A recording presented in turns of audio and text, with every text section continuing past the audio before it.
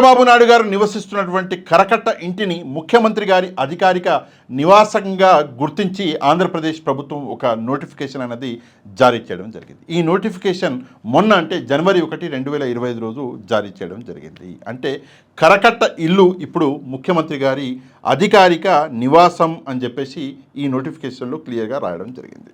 కాకపోతే ఈ కరకట్ట ఇల్లు అన్నది ఆల్రెడీ పెద్ద వివాదాలలో ఉన్నది. ఈ కరకట్ట ఇంటికి ఒక పెద్ద హిస్టరీ ఉన్నది. ఒకసారి మనం చూసుకుంటే ఈ కరకట్ట ఇంటికి అసలు ఓనర్ వచ్చేసి లింగమనేని రమేష్. ఈ లింగమనేని రమేష్ ఏదైతే ఆ కరకట్ట ఇల్లు ఉందో అది 1.31 ఎకరాలలో ఉన్నటువంటి ఇల్లు. కాకపోతే 2007లో ఈ లింగమనేని రమేష్ అనే వ్యక్తి 2007 మే 10వ తారీఖు ఈయన నీటిపారుదల శాఖకి ఒక రిక్వెస్ట్ పెట్టుకున్నాడు. అప్పుడు ఓన్లీ భూమి ఉండే, దీని మీద నేను ఒక స్విమ్మింగ్ పూల్ కట్టుకుంటాయా అని చెప్పేసి రిక్వెస్ట్ పెట్టుకున్నాడు 2007 మే 10వ తారీఖు. కాకపోతే ఆ ఎన్ఓసి వచ్చినాక ఈ మొగోడు ఏం చేసిండు అంటే స్విమ్మింగ్ పూల్తో పాటు G+1 ఇల్లు కూడా కట్టేసిండు. కట్టేసిన తర్వాత దాని పక్కన అంటే కరకట్టలో ఈయన తర్వాత కొన్ని ఇండ్లు కూడా వచ్చినాయి. మొత్తం 22 ఇండ్లు అక్కడ కరకట్ట మీద ఉండే. ఈ 22 ఇండ్లని చంద్రబాబు నాయుడు గారి ప్రభుత్వం వచ్చినాక అంటే 2014 నుంచి 19 దాకా చంద్రబాబు నాయుడు గారి ప్రభుత్వం ఉండే కదా, అప్పటి జలవనరుల శాఖ మంత్రి అయినటువంటి దేవినేని ఉమ గారు ఈ 22 ఇల్లు ఇక్కడ ఏదైతే ప్రభుత్వ అనుమతులు లేకుండా కట్టారు వీటిని మేము పడగొడతామని చెప్పేసి అందరికీ నోటీసులు కూడా ఇచ్చిండు. ఎవరు అంటే దేవినేని ఉమ గారు. దీన్ని బట్టి చూస్తే మనకు క్లియర్గా అర్థమయ్యేది ఏంటంటే ఈ ఇండ్లు ప్రభుత్వ అనుమతులతోటి కట్టలేదు అని చెప్పేసి క్లియర్గా మనకి అర్థమవుతున్నది. అన్అఫీషియల్గా కట్టినటువంటి ఇళ్ళు. అదీ కాకుండా ఇవి బఫర్ జోన్లోకి వస్తాయి, ఇవి FTLలోకి వస్తాయి అని చెప్పేసి కూడా అప్పుడు జలవనరుల శాఖ మంత్రిగా ఉన్నటువంటి దేవినేని ఉమ గారు చెప్పడం జరిగింది. సీన్ కట్ చేస్తే లింగమనేని గారు ఆ ఇల్లు చంద్రబాబు నాయుడు గారికి ఇచ్చేసిండు. దీనికి ఇవ్వడానికి కారణం ఏంటి అన్న విషయాన్ని మనము మాట్లాడదాము. కాకపోతే ఆయన ఇవ్వడం జరిగింది. దాని తర్వాత చంద్రబాబు నాయుడు గారు కరకట్టకి వచ్చి అంటే ముఖ్యమంత్రిగా ఉండే ఆయనప్పుడు కరకట్టకి వచ్చి ఆ ఇంట్లో ఉండడం అన్నది మొదలుపెట్టాడు. అప్పట్లో చంద్రబాబు నాయుడు గారు ఒక విషయం అన్నది ఇక్కడ చెప్పడం జరిగింది. ఆ విషయం ఏంటి అంటే 2016 మార్చి 6వ తారీఖున చంద్రబాబు నాయుడు గారు ఒక ప్రెస్ కాన్ఫరెన్స్లో మాట్లాడుకుంటూ ఒక మాట చెప్పిండు. ముందు ఈ వీడియో అనేది చూడండి. ఏదైతే మేము గ్యాస్ ఇచ్చామని దానికి ప్రతికూలంగా ఇల్లు ఇచ్చాడని, ఇల్లు ఇవ్వడం ఏంటండి, అది గవర్నమెంట్ ఇల్లు. నేను ఆ మాట చెప్పాను. నేను అక్కడ ఉన్నానంటే గవర్నమెంట్ ఇల్లు కాబట్టి ఉన్నా. నేను ఫస్ట్ డేనే చెప్పాను, this property belongs to government. Either నువ్వు ఇచ్చినా నువ్వు ఇవ్వకపోయినా ల్యాండ్ అక్విజిషన్ తీసుకుంటా. ఇస్తే ల్యాండ్ పూలింగ్, లేకపోతే ల్యాండ్ అక్విజిషన్. టెంపరీగా నేను ఉండాలి కాబట్టి కార్యక్రమాలు స్టార్ట్ చేయాలి కాబట్టి ఐఎమ్ స్టేయింగ్ దేర్. ఈ వీడియోలో ఆయన క్లియర్గా చెప్తున్నటువంటి విషయం ఏంటంటే ఇది ప్రభుత్వ భూమి అని చెప్పేసి క్లియర్గా ఆయన చెప్పడం జరిగింది. అంటే కరకట్ట ఇల్లు ఏదైతే ఉందో అది ప్రభుత్వ ఇల్లు అని చెప్పేసి ఆయన చెప్పడం జరిగింది. మేము తీసేసుకున్నాము, ప్రభుత్వం తీసేసుకున్నది అన్నాడు. సరే, దాని తర్వాత ఇంకొక వీడియో మీకు చూపిస్తాను. ఇందులో లింగమనేని గారు కూడా లేదండి నేను ప్రభుత్వానికి ఈ ఇల్లు ఇచ్చేసిన అని చెప్పేసి లింగమనేని గారు కూడా చెప్తున్నాడు. ఒక్కసారి ఈ వీడియో చూడండి. గవర్నమెంట్కి ఆల్రెడీ ఇచ్చేసాం. గవర్నమెంట్కి మేము చెప్పింది ఏంటంటే మీదే గవర్నమెంట్ పూలింగ్లో తీసుకోండి, నాకు దానికి సంబంధమే లేదు. నేను గవర్నమెంట్ పూలింగ్లో తీసుకుంటా, అన్ని బిల్డింగ్లు తీసుకుంటా అంటున్నారు. ఉండవల్లి పని మాకు రైతులు ఒప్పుకోవట్లేదు. అంతే తప్పితే నాది నేను ఇచ్చేసాను గవర్నమెంట్కి, నాకు అసలు ఏ రకమైన సంబంధం లేదు. ఈ వీడియోలో అసలు ఉన్నటువంటి లింగమనేని గారు కూడా ప్రభుత్వానికి ఇచ్చేసిన అని చెప్పేసి చెప్పిండు. సరే, అధికారంలో ఉన్నప్పుడు చంద్రబాబు నాయుడు గారు ఈ ఇల్లు ప్రభుత్వానిది అని చెప్పిండు, నేను అక్కడ ఉంటున్నాను కూడా చెప్పిండు. అధికారం కోల్పోయినాక అని చెప్పి ఇక్కడ మీరు చూస్తే జూలై 2019 18వ తారీఖు జూలై 2019 రోజు చంద్రబాబు నాయుడు గారు మళ్ళీ ఇంకొక మాట అన్నాడు. ఎక్కడ అంటే అసెంబ్లీలో నిలబడి. ఒక్కసారి అసెంబ్లీలో ఏమంటున్నాడో చంద్రబాబు నాయుడు గారు ఇక్కడ మీరు చూడొచ్చు. నేనుండే బిల్డింగ్ అధ్యక్ష, నా బిల్డింగ్ కాదది. రమేష్ అనే ఒక డెవలపర్ చేసుకున్నాడు, నేను తాత్కాలికంగా ఉంటున్నాను, నేను ఒక టెనెంటే.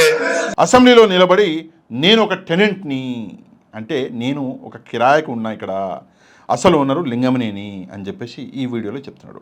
ముందేమో అధికారంలో ఉన్నప్పుడు ఆ ఇల్లు ప్రభుత్వ ఇల్లు అన్నాడు. అధికారం కోల్పోయినాక జగన్మోహన్ రెడ్డి గారు ముఖ్యమంత్రి అయినాక మాట మార్చేసి ఇది నేను టెనెంట్ని అని చెప్పేసి ఇక్కడ మాట మార్చడం జరిగింది. ఎంత ఘోరము అంటే ఇప్పుడు నేను మీకు వీడియో చూపిస్తా. ఈ వీడియోలో లోకేష్ గారు కూడా 27 లక్షలు మేము రెంట్ కూడా కడుతున్నాము అంటున్నాడు. ఒకసారి ఈ వీడియో చూడండి. అంటే మా తల్లి ఐటీ రిటర్న్స్ ద్వారా లింగంనేని రమేష్ గారికి 2019లో రెంటల్ అడ్వాన్స్ 27 లక్షల రూపాయలు కట్టారు, అది ఐటీ రిటర్న్స్లో లేదు అని అడిగారు. అది ఆడిటర్ గారిని అడగమని చెప్పారు.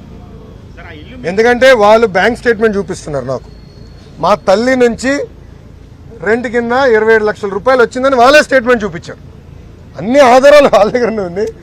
మళ్ళీ తిప్పి నన్ను పిలిచి అది 3 రకాలుగా ట్విస్ట్ చేసి నన్ను అడిగేదానికి ప్రయత్నించారు. రెంట్ కడితే అది క్విట్ ప్రోకో ఎలా అవుతుంది? రెంట్ హౌసే అది. ఇప్పుడు కూడా రెంట్ కట్టుతాం. రెంట్ ఇప్పుడు కట్టట్లేదు, ఎందుకంటే మేము ప్రభుత్వానికి రాసాం.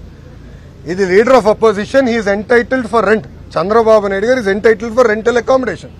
సో రెంట్ కట్టండి అని మేము ప్రభుత్వానికి రాసాం. ప్రభుత్వం కడుతుందో లేదో నాకైతే తెలీదు. ఈ వీడియోలో 27 లక్షలు మేము రెంట్ కూడా కడుతున్నాము అని చెప్పేసి లోకేష్ గారు చెప్పడం జరిగింది. ఆయన తల్లిగారి అకౌంట్లో నుంచి ఆ డబ్బు ఎవరికి అంటే లింగమనేని గారికి చేరుతుంది అని కూడా చెప్పడం జరిగింది. అట్లాంటప్పుడు ముందు ప్రభుత్వం తీసుకున్నది ఇల్లు అని చెప్పేసి చంద్రబాబు నాయుడు గారు ఎందుకన్నారు? లింగమనేని ఆల్రెడీ నాకు ఆ ఇంటికి సంబంధం లేదు, ఆ ఇల్లు ప్రభుత్వం తీసుకుంది అని కూడా ఎందుకు అన్నాడు అన్న విషయం ఇప్పటిదాకా అర్థం కాలేదు. దీన్ని బట్టి చూస్తే ఒకటే విషయం క్లారిటీగా అర్థమైంది ఏంటంటే, ఇక్కడ సిఐడి అన్నది ఒక కేసు నమోదు చేయడం జరిగింది. ఆ కేసు ఎందుకు నమోదు చేయడం జరిగిందంటే, లింగమనేని గారికి ప్రభుత్వం అంటే చంద్రబాబు నాయుడు గారి ప్రభుత్వం అన్అఫీషియల్గా కొంత ఫేవర్ చేసింది. ఆ ఫేవర్లో భాగంగా క్విట్ ప్రోకోలో భాగంగానే లింగమనేని ఆ ఇల్లు అన్నది చంద్రబాబు నాయుడు గారికి ఇవ్వడం జరిగింది అని చెప్పేసి సిఐడి కేసు బుక్ చేస్తే, ఆ కేసులో లోకేష్ గారిని 2 సార్లు పిలిస్తే, ఆ రెండోసారి లోకేష్ గారు వెళ్ళి బయటికి వచ్చి ప్రెస్ కాన్ఫరెన్స్ చేసి లేదు క్విట్ ప్రోకో ఏం లేదు, ఏ మట్టి గడ్డ లేదు, మేము రెంట్కున్నాము అని చెప్పేసి ఇక్కడ ఎవరు అంటే లోకేష్ గారు డైరెక్ట్గా రెంట్ కూడా కడుతున్నాము అని చెప్పేసి 27 లక్షలు కట్టామని చెప్పేసి కూడా లోకేష్ గారు చెప్పడం జరిగింది. నిజంగా ఎంత దారుణం అంటే, క్విట్ ప్రోకో జరిగిందా లేదా అంటే 100% క్విట్ ప్రోకో జరిగింది. దీనికి కారణం ఏంటంటే ఇన్నర్ రింగ్ రోడ్డు. అక్కడ ఇన్నర్ రింగ్ రోడ్ ఏదైతే ఉందో దాన్ని మలుపులు తిప్పి లింగమనేని భూముల పక్క నుంచి పోనిచ్చేటట్టు చేశారు. దానివల్ల లింగమనేని గారి భూములు 25-30% రేట్లు పెరిగినాయి ఒకే రాత్రిలో. అది క్విట్ ప్రోకో. దాంట్లో భాగంగానే అక్కడ జరిగినటువంటి లాభంలో భాగంగానే ఈ కరకట్ట ఇల్లు చంద్రబాబు నాయుడు గారికి ఇచ్చిండు లింగమనేని అని చెప్పేసి ఇక్కడ కొంతమంది అభిప్రాయపడుతున్నారు. అదే నిజమని కూడా చెప్తున్నారు. సింపుల్గా ఒకటే విషయం అండి, ఏంటంటే ఈ ఏదైతే బిల్డింగ్ ఉందో కరకట్ట, ఇది ఆల్రెడీ సిఐడి కేసులో ఉన్నటువంటి బిల్డింగ్. ఈ బిల్డింగ్ మీదనే మొత్తం సిఐడి కేసు అనేది నడుస్తున్నది. అట్లాంటి ఏదైతే బిల్డింగ్ ఉందో దాంట్లో ఒక ముఖ్యమంత్రి వెళ్ళి ఉండి దాన్ని అధికారిక నివాసం అని చెప్పేసి చెప్తే, రేపు పొద్దున్న ఎవరైతే క్రిమినల్స్ ఉంటారో, ఎవరైతే ఇండ్లు కబ్జా చేసే కబ్జాకోరులు ఉంటారో, మరి వాళ్ళకు కూడా మీరు సపోర్ట్ చేసినట్టే అవుతుంది కదా. సరే, అది కరెక్టా కాదా? ప్రభుత్వ భూమి అని మీరే అన్నారు, కాదు మేము రెంటుకుంటున్నామని మీరు అన్నారు.